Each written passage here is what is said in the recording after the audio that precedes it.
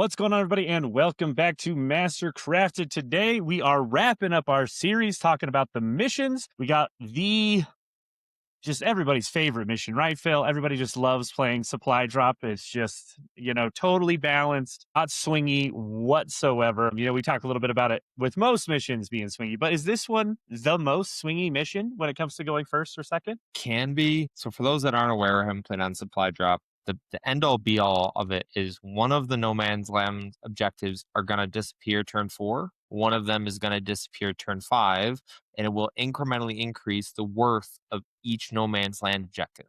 So as the game goes on, those no man's land objectives get really high in value. Now, on some layouts, it's a lot easier. On others, it is much more difficult because it could very easily be your no man's land objective, as in your natural, is going to be the one that disappears first. You don't know that until after deployment. So you are planning your game plan around it has to be a balanced game plan that'll allow you to play the middle objective and your opponent's natural objective as the game goes on. Because if you're not able to do that, you're going to be behind the 8 ball significantly. Yeah, it varies quite a bit based off of layout, as you were saying. There's two that you could find this at a tournament. It's on Sweeping Engagement, but we're not going to talk about it because I don't remember the last time that was ever at an actual competitive event. So there's just Hammer and Anvil, and there is Tipping Point. Those are the only two deployments that you can play it on. If you're on Tipping Point, you can be on anything except 3 and 5. And then if you are on Hammer and Anvil, which we're going to look at now, it's either 1, 7, or 8 are the acceptable layouts. This is 7 that we're going to start out looking at. And it is a lot more, it's a lot more balanced, I think, on 7 than on 1. For those who aren't familiar with layout 1, it's only got two little things on there on the side there. It's pretty vastly open. Layout 1 is very difficult for Hammer and Anvil in general for some armies, but it's a little bit more balanced, a little bit easier with 7. So I think we'll start there. And talk about that where things are a little bit more stable. So if we switch back over to 7, Phil, in terms of, what are we looking to do? All right. The primary mission, you get nothing for holding your home. In the early turns, while all 3 objectives are on the board in the mid board, they're 5 apiece. After round 3, so round 4, when there's only 2 left, they are 8 apiece. And then in round 5, the middle objective, which is all that's left, is going to be worth 15 points all by itself. So yeah, if your game plan does not revolve somewhere around at least making sure you either hold it yourself in round 5 or deny your opponent that in round 5, that's like the first mistake. This is one of the slowest played missions I try to play out of any of the games. Like, you need to have stuff left on turn 5 and turn 4, especially. Like, if I'm going first, that is my plan. We're waiting until turn 4, and then I am going to try to just throw my entire remaining army on that center point in hopes that I get a 15 and they do not. Right, we're still doing trades and we're still, playing the game as we're forced to do. Right, we can't just say, "Well, I'm just going to sit back here and then I'll push out later." You have to still deal with your opponent's army, but in general, right, your game plan needs to be focused around what are we going to do to ensure that we have a chance to score, or at least ensure a denial of our opponent getting that 15 if they go second. Yeah, definitely, and it's a huge part of it. And some armies can do that differently. So like, if you have a good amount of OC with a high durability unit and you can screen out that objective, great. Maybe you have a great combat unit that has the ability to, fights first. Or you have a bunch of vehicles with large profiles that you can sit on this objective and prevent your opponent from even walking onto it. All of those are options. It's just a matter of which one, because obviously the player going second has the advantage of knowing, like, hey, if I have the capabilities to like walk onto this objective, bottom of 5, I will just auto score 15. It's not nearly as difficult as it is on some other matchups where I can, even then, like walking onto my natural and walking onto the middle, great, I score 15. No, your opponent could overload that middle objective and score the 15 a lot easier, or even with just fewer assets. So it is difficult for some people to deal with, myself included, because like you have to play the game prior to that point. You have to make sure that differential does not get too high to the point that even if you have a massive bottom of 5 scoring, it doesn't put you in a pickle, because it can very easily. When those objectives start to disappear, it feels really bad when your natural is the first one to go and you have to have a plan to be able to deny your opponent. but layouts significantly matter, as Lane said. GW7, this isn't awful, right? We have great staging areas right behind this wall to get after our opponent's natural that they have to be relatively exposed for, that we can just walk out onto this objective. And if we look at line of sights here, right, like our opponent actually does have to come out, or they have to be fully within this piece of terrain to actually see the units that are on these objectives. Even worse if I'm able to get closer to this wall. So like this has good access to the objectives. But if we look at layout 1, right, this is incredibly exposed. Even if if red side is my deployment zone, right, this still doesn't feel great because our opponent could very easily access this objective and deny us. Ideally, they could get onto this whole profile and shoot us off, right? Especially if we're gonna have to have units that run around this if we want any chance to hold it. But we need really specific tools. We need a reactive move. We need lone op. We need stealth. We need something, a way to increase our OC to give us a chance of holding this objective. Because on layer 1, it is disastrous. And if an army has the capabilities to sit behind this wall and defend this middle objective, and you don't, supply drop is going to feel real bad for you because you're going to be in a position where, well, if I walk out onto this objective, I'm just going to lose this asset. My opponent's going to charge me and then consolidate, and be in a position where I'm not going to be able to interact with them as well. Because if we look, like, if the unit is here, the majority of our opponent's shooting assets are either going to be on this top side coming down. They're going to have to be inside this profile, wholly within, or they're going to have to, even if they're coming from this bottom side, depending on how I organize my units, you might not have shots on them, right? Because if I run this unit all the way back, this unit that comes out here is not going to have a reasonable time getting into me. And if they do expose too much, well, that's like the perfect spot for our opponent. If they have anything that's here that can rapid ingress, that can even just strat reserve and just walk on the board edge, like this 2x4 makes this area incredibly dangerous in terms of rapid ingress. Yeah, 100%. That is a tool we're always looking to use. Right? If we can bake that into our game plan, into our list building, right? We're looking for rapid ingress. This is yet another mission where it's going to come in super handy and stuff. But let's go ahead, and I want to talk about kind of the next thing, Phil, and that's the fact that primary in your home doesn't matter, right? You get absolutely nothing out of really holding your home. I don't even think your opponent can score anything for stealing it. Like it could not matter less. And I think this is like the only mission where that's true.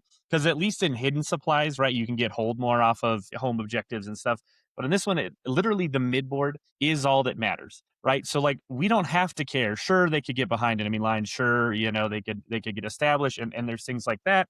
But we can try to deny those things, and we should still be denying them as best as our ability. But really trying to pick a part of the midboard to control, I think, is one of the keys to success on this mission. We don't have to have uber control of our home. We don't have to worry if we lose it. If we can see a plan to potentially push on one side and establish dominance, preferably on the objective that is going to be around come turn 4, that's what we should be looking to do, because we're trying to create a differential somewhere. We're not going to create a differential by holding our homes in most cases, right?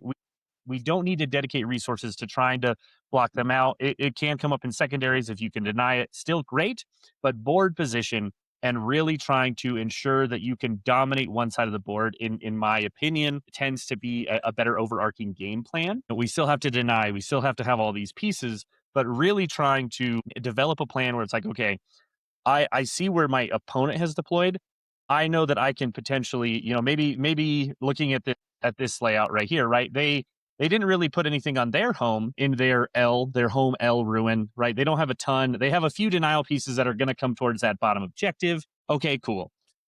They're mostly focused on trying to play around the middle, and then they're going to stage out of their L to go fight towards the top ruin, right? Let's allow that to happen, right? Let's make sure we can dominate and hopefully push past, deny their denial, maybe get a screen out in front, maybe just have enough OC and stuff. Let's only let them get one of those denials off ourselves, and then really try to make sure we're not giving up too many resources as we're kind of pushing this side, and then we have to try to push towards the middle, right? If we're dictating more of a balled up game, and this is very matchup dependent, right? If I'm playing against World Eaters and I'm just running around in a ball, that's probably not going to go great for me, right? But we're still looking on ways to leverage our armies and really try to make a differential on the scoreboard. And in my opinion, right, we still need to be playing all across the board, but the best way to try to do it is to try to secure some primary of your own. And on this mission, it's so hard to do because they also don't have to protect their home, right? They also have now extra resources that can just kind of run forward, be trash,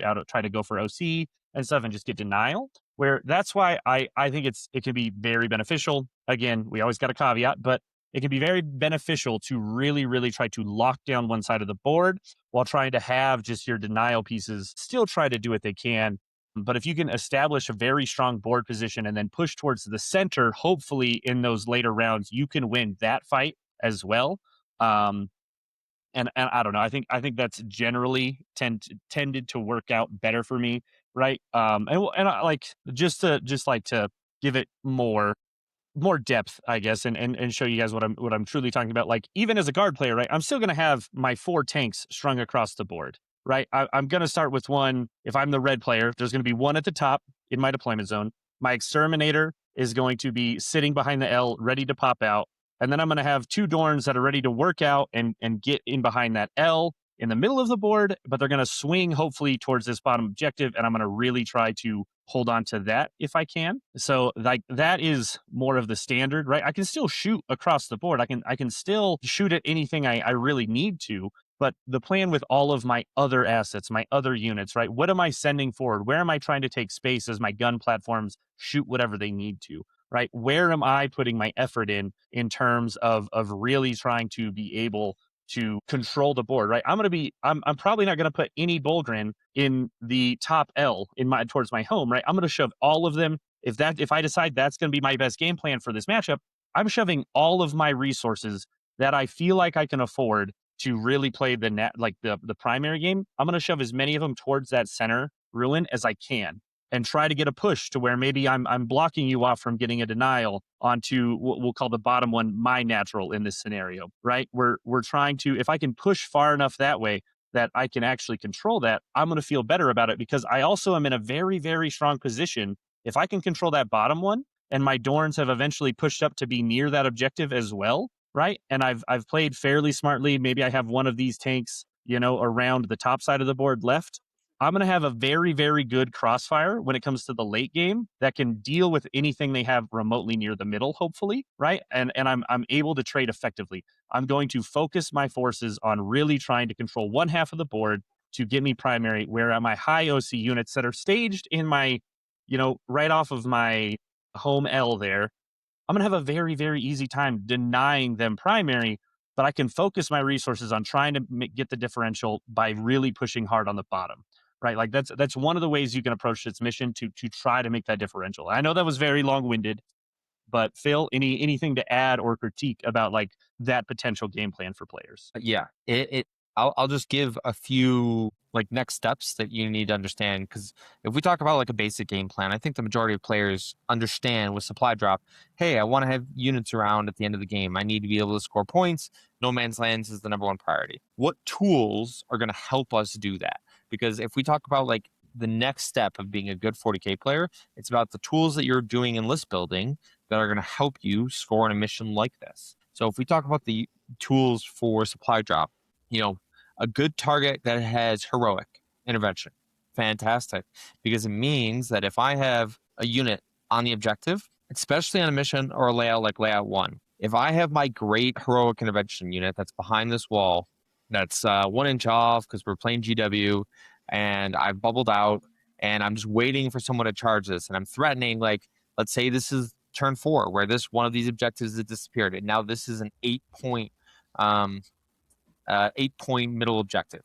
If you have a great unit that has a good heroic intervention that you can keep safe, that's a great tool to have on a mission like supply drop. Even better if they have fights first. If a unit has heroic capabilities and fights first capabilities, that means that it will even dissuade your opponent from coming on to this objective. Or they're just relying on pure OC, which is great for us because it means they're potentially giving up an asset and not being able to trade anything off of mine in return. Another thing is reactive moves and blood surges. We'll combine both of those. Is like, yeah, absolutely. If our opponent has a reactive move and they don't layer their movements correctly, and they trigger a reactive move later in the round, and I can reactive move onto an objective, to ensure that I can auto see my opponent there and flip a primary that way, absolutely, that's a great thing to have. A good overwatching unit. If we have a unit with flamers or a lot of shots that has built-in sustained and maybe rerolls that can cover one of these objectives and say, hey, if you step on this, I'm not even gonna have to trade an asset for it. I'm gonna overwatch you away, and you either have to kill me, which means you're not putting an asset on here in the first place, or you're going to have to, suffer the overwatch and come on this objective right off the bat. Like, those are great tools to have and are going to make this mission a lot easier. And you'll feel the difference if you are running or if your opponent is running those tools and you're not, because we could say like the traditional aspect of, hey, just have great OC and set an objective. That doesn't work necessarily well for everyone. You need to have something else, in my opinion, whether it be like abilities to increase your OC or have great overwatch or have a reactive move. Like, those are the things that make a difference for some of these, or being able to regen models. Like, at the base level, we talk very often, especially in this current meta, with Necrons, with Tyranids, with guard. Like, they have the ability to bring back models very easily, and they can flip objectives and flip OC very, very quickly, causing them to get that big swing if you don't commit enough into them. So, like, how you position your models matter. You have it on, I kind of am showing on it here, but like, if I have one model on the objective and I have the rest of the unit behind the wall, we've talked about this multiple times. So our recurring master crafted proteges are aware, like, just because I put a unit out there doesn't mean that's the first unit I pull. I'm going to make sure, I'm going to evaluate the amount of shooting or combat that you put out. And like, if I don't think you put out enough and I can leave a unit on that objective or a model on that objective to make sure I score primary, because you didn't do enough, like, I'm probably going to do that. But that takes time, that takes practice, a good understanding of what your opponent is capable of doing and asking the right questions, which is something we talk about a lot. But all of those decisions can make a huge difference. And unfortunately, in a mission like Supply Drop, where we have that incremental increase, you have to be very, very aware of what your opponent is capable of doing, because otherwise, you're going to get outplayed because they're going to res back onto an objective, or they're going to reactive move, or they're going to blood surge into you, or they're going to heroic into you. And all of those things are very, very difficult to deal with. Yeah, definitely a pain in the ass, but it's always good to be the pain in the ass, right? So take those units, right? You want to be the one who is giving your opponent problems. Hopefully, they're probably going to be giving you one to deal with yourself, but that's why we're practicing. That's why we're thinking about these things beforehand. Yeah. Do we want to move over to tipping point? I think we got hammer pretty well as just some general basics.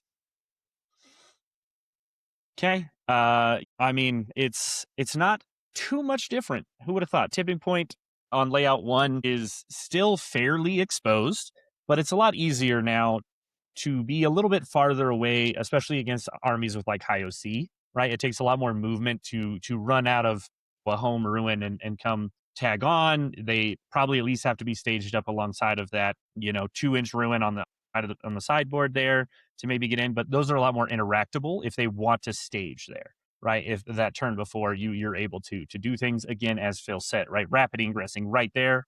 Absolute pain in the ass to deal with. Definitely looking to try to get a rapid there potentially. But again, right? I think it's a lot of the same stuff, right? It's maybe going to be a little bit more obvious to determine which objective you're probably going to really try to control early, right? Like, your natural is now an actual natural, unlike Hammer and Anvil. Hammer and Anvil, even on layout 7, when we were looking at that for Hammer and Anvil, like, you definitively could just go for the other direction and feel perfectly fine about it, because it was so much more room for you to put models on there, and still just a terrible angle for anybody to peek. If you're playing a melee army, that's not going to save you. It's not going to be any better. But the other side also wasn't any better, because their staging ruin is also right there. But again, that's why on Hammer and Anvil, really trying to swing and kind of flip the board one way or the other can be very, very helpful. Trying to maintain some control of your primary is why I really suggest doing it on there. Here, you don't have to swing the board nearly as much. It doesn't make as much sense. Your natural is actually your natural for almost every single army. Yeah, absolutely. But this is one of the ones where if your natural is going to be the first one to disappear, it's going to feel worse versus on a layout like Hammer and Anvil, where does feel a little bit more balanced in terms of both of the naturals are exposed. This feels a lot worse, because if my natural is going to be the first one that goes, that means I have to come up with a plan. I already have to have a plan in deployment of what I'm going to do to actually deny my opponents, because you can't afford, and there's such a low primary scoring game. Like this supply drop can be very low primary scoring. You cannot afford to be in a position where you allow your opponent to score their no man's land objective and you don't, because yours has now disappeared and the unit that was on there is now gone. Yeah. So how are you going to go about scoring that even when your unit goes away? You have to decide is, okay, am I going to expose myself on the middle? Am I going to put a unit out there that's actually going to control this middle objective? You can do that, which might be the solution to keep up in primary scoring. But like I said, if you don't have a reactive mood, if you don't have a blood surge, if you don't have an incredibly durable unit that can go onto this middle objective, it gets a lot tougher. It gets really, really hard. So in your list building step, so let's just take Space Marines, for example, right? Like obviously Victrix are still a thing. They are still a problem. They are still incredibly durable. They're still going to be on that objective, and they have a reactive and they have a blood surge, right? So like you have a unit that could very easily hold that, but then you're giving up a Victrix card unit of, if you don't pull correctly or your opponent has an activation that can really hamper that unit, that can be incredibly tough. So you have to decide how it is that you want to deal with it, because every army has a way to deal with it differently. For me personally, I'm looking at units that have loan op, that have stealth, right? That's a lot of my armies have those built in, which I really enjoy. I don't love relying on durability. It does not make me feel good, because then I'm saying, hey, I want my dice to do well, and I want your dice to do like average. If you spike and I low roll, well, now I've lost the unit and I don't score primary. I don't like relying on dice. And, we talked about this with like Cody Giroux, a bunch of the guys that have come on. Like, probability is great. Relying on probability, unless it's, in the 85-90% range, like relying on that is never a good thing, because it's going to put you in a position of like my expectations versus end result. You should have an awareness of probability, but yeah, relying on it is tough. Yeah. Yep. And I think that's one of those things too, right? When it comes to formulating a game plan, right? Not focusing on trying to kill things or survive things, right? Focusing on the things that we can definitively control, right? OC, right? We need to really be smart with those units. We've talked about it in our trading video on how to have a trading game plan, right? Like, if I'm going, it honestly doesn't even matter if I'm going first or second, right? We try to set a tempo for going first, but if I only have very limited high OC resources, it does me no good to throw that onto like their natural turn one if I'm going first, right? If they're just gonna shoot it off and everything else, and I don't have a lot of follow up, right? Is that the best timing to use that resource, right? If they don't even have anything on there, right? That's my denial piece, right? We need to be very smart, because this mission is so much about primary that just going out there to be like, well, I'm on it now, you got to clear me. If you know they can clear you, you're not getting your value out of those resources. So make sure that like when it comes to this game, and you're playing, supply drop, primary is everything. Because actually this is probably the least true, I guess, for the mission, where primary isn't everything, because denial is so easy. But Yep. any primary you can get means the world to you, right? So being able to deny it, the denial of primary is everything. Maybe we'll say that, because it's so hard to come by, right? But like you need to be scoring your secondaries, because you need to try to have good points there, because you're not going to get it on primary.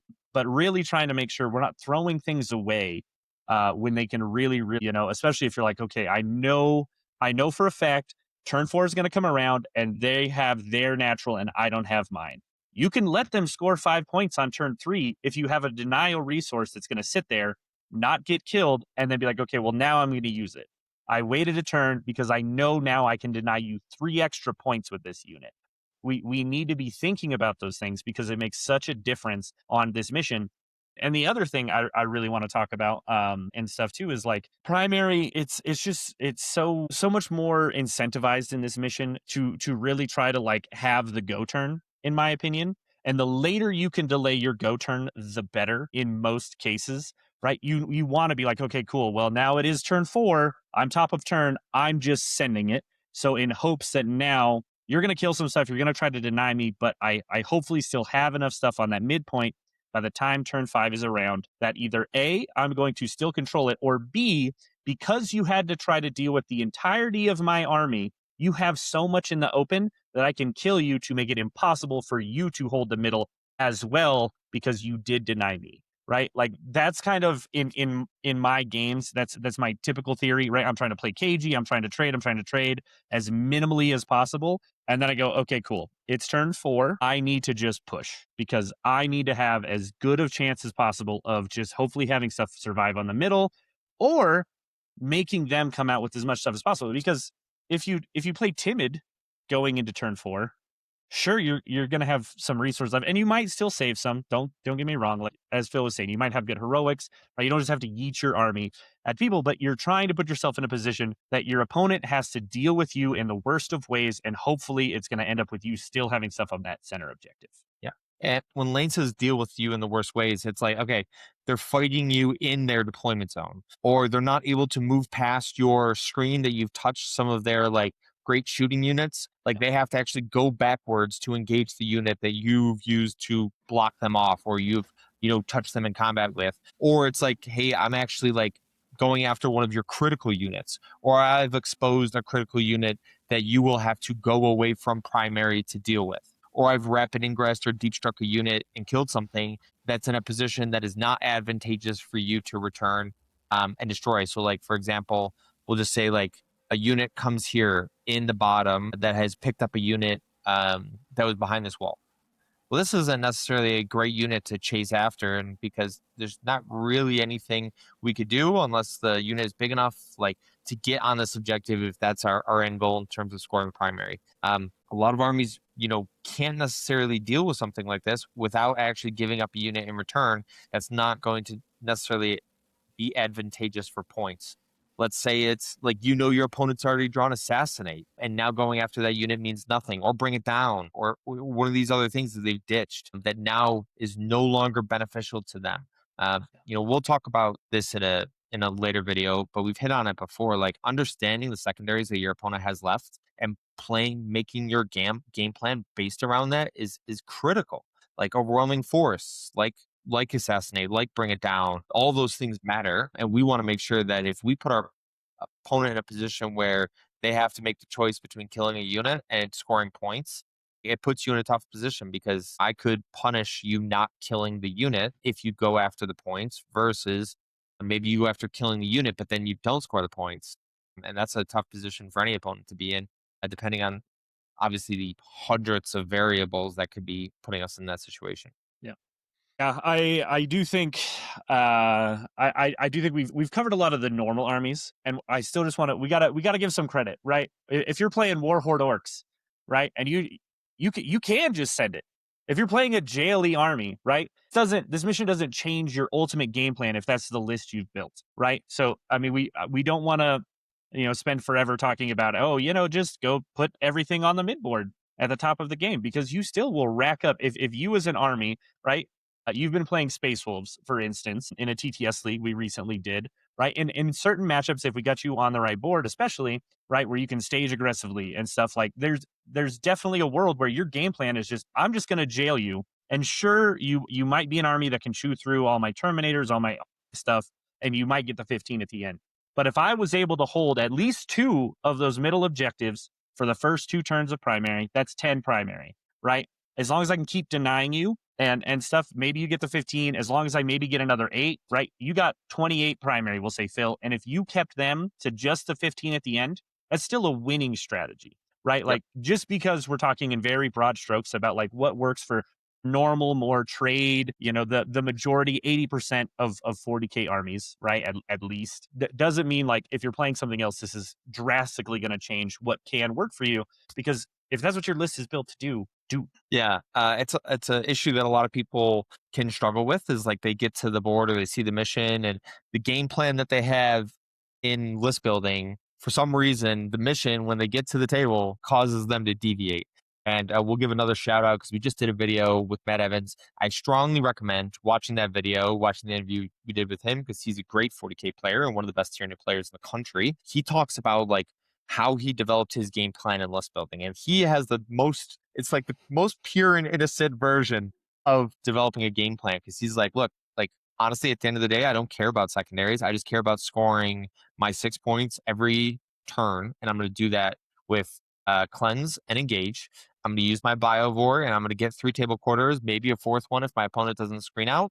And I'm just going to, from there, keep going to ensure that I'm in a position where I'm always consistently scoring.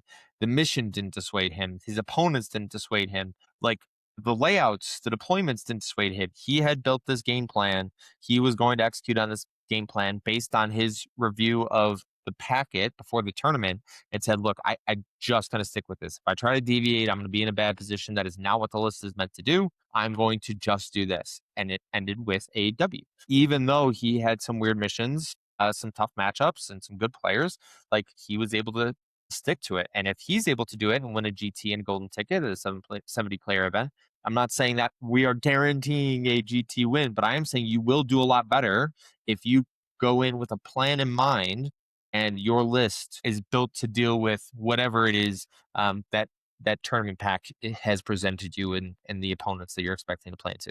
Yeah. Yep, 100%. All right, I think we've pretty thoroughly covered. This is actually one of our longer mission videos that we've done because this is one of the jankiest fucking missions in the packet for sure. I know personally what I would just love to see is to help balance it. Really, G-Dub, if you're listening, James Workshop, please consider whoever goes first just gets to pick which one disappears. That balances out a lot of it immensely because then you're not taking the risk of, oh, I can't go defend it. And then depending on the terrain layout, right? We can't just say, if you go first, it's your opponent's natural, right? Give them the power to decide because based on the layout and based on what they play, that balances it out enough that like it does put some onus on your opponent who is going second to be like, well, they definitely can probably hold their natural at least once, right? Like they can probably do that, right? And so that tips it back a little bit. It doesn't fix all of the problems, but it does make it a little bit more palatable as a mission. I don't think this is in the Colorado Cup packet that we're going to. I'll have to double check. But yeah, I'm so glad it's not because it's such a swingy mission. But if you see it, you need to be ready for it. So hopefully y'all enjoyed. Please like and subscribe if you have not already. Join the Discord. Give us a shout. And in the meantime, just keep having fun with 40K. Hope to see you at Colorado Cup if you're gonna make it. Come say hi. And then last but not least, do not forget that victory isn't given; it is forged, and it's forged right here on Mastercrafted. We will see you all next time.